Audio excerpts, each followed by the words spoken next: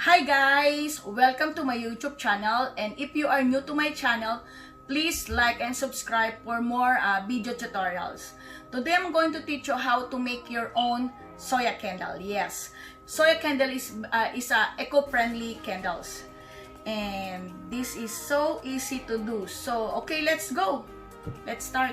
Okay, so all we need is 200 soya candles. Yes, soya candles. And you can buy it into when you can check it into the internet and try to find soya candles. And this is 200. And also we need I used today it's lavender fragrance oil, so we need at least 6% of essential oil or fragrance oil. But today, because this is 200 soya candles, I'm going to add this is 12 grams of lavender. Lavender is good for relaxation, right? So that's why I choose this lavender today. And also we need wick. Alright, this is wick. And also we need a thermometer. Yes. Because we need to make it sure that we reach the 185 Fahrenheit. When you try to melt this one, you need to reach it at least 185 Fahrenheit to put this fragrance oil. You know why? Because we need it to bind it. This is the right hot, or this is the right point to add the fragrance oil.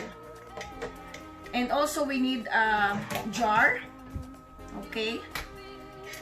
And also we need a pan. So we use this one later to melt these soya candles. And also I have a coloring. This is coloring. This is only used for the soya, for the candles. Okay, you can buy it coloring for the candles. All right. So okay, let's go. Okay, so we're going to try to boil the water now, and then we're going to put this one on top of it. Yeah, here we go. Okay, here we go, guys.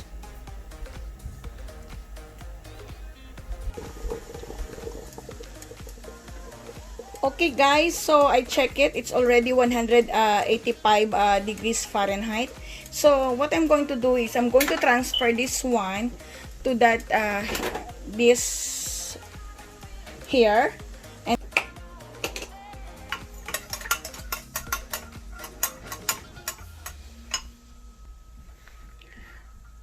okay, so what I'm going to do is I'm going to add now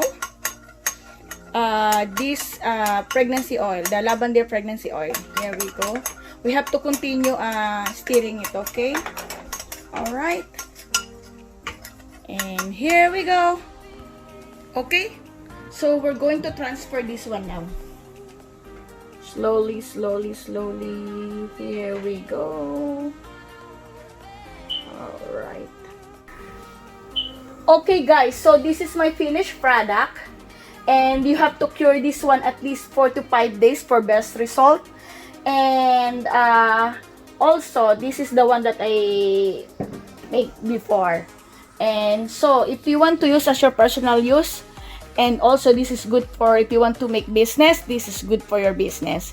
And this is so easy to do. Okay, so please like and subscribe my YouTube channel for more video tutorial. Okay, have a wonderful day. Bye!